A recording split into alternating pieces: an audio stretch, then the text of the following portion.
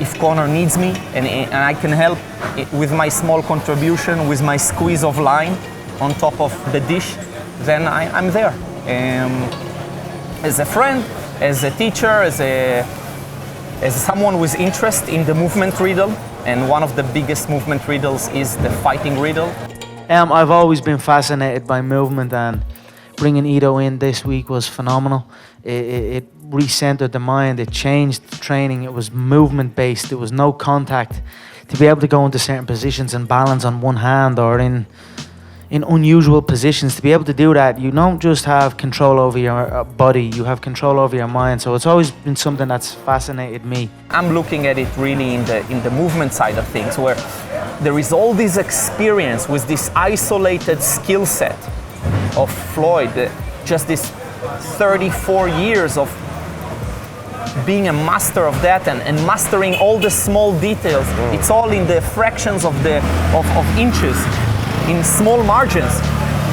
And then Conor, who is known to be that inches guy in his field, but of course spent many years perfecting other games, which now are not even important.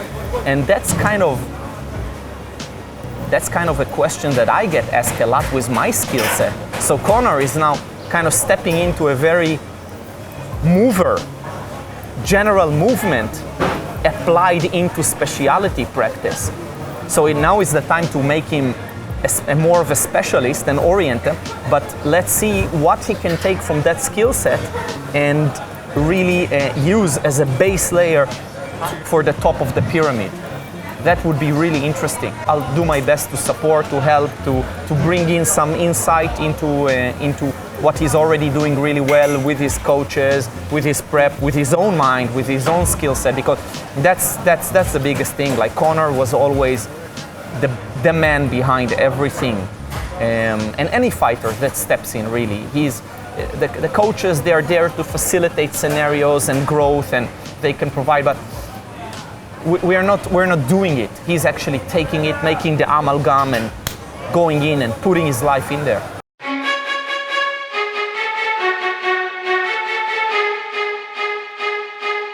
What do most people do when they are the very best in the world at something? They keep doing it. And why wouldn't they? It brings them fame, money, and success. But what if success is the wrong orientation?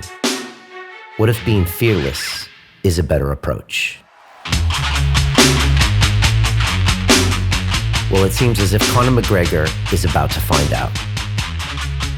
Considered the very best mixed martial artist in the world, he has decided to enter a completely new arena: boxing, where his kicks, his elbows, his chokes, his 20 years of martial arts training cannot be used. A sport where he has zero professional experience. This takes the beginner's mind to the next level. But there's more. His opponent is a man considered to be one of the greatest boxers of all time, Floyd Mayweather, with a flawless 49-0 record. So how can Conor win? He must use something unorthodox, use something unexpected, use something counterintuitive, use Ido Portal. There are more rules, which means if you could introduce some new movement principles that Floyd's never seen, it could really be that master key or mega principle you're talking about. We meet two different animals, kind of like an octopus and a lion. There are a few ways to approach it for Conor, and I'm not sure where it's going to go. One of the ways is to box with the boxer, and that's of course is a very difficult thing to do.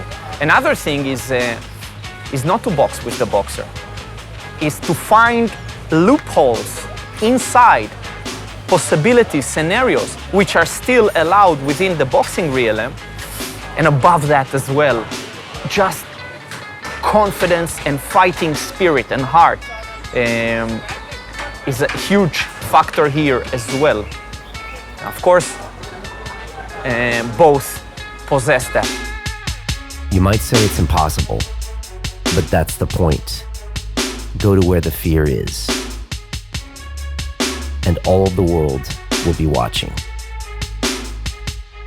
Because deep down inside, every single one of us knows this is what life is truly about. It's the essence of being human.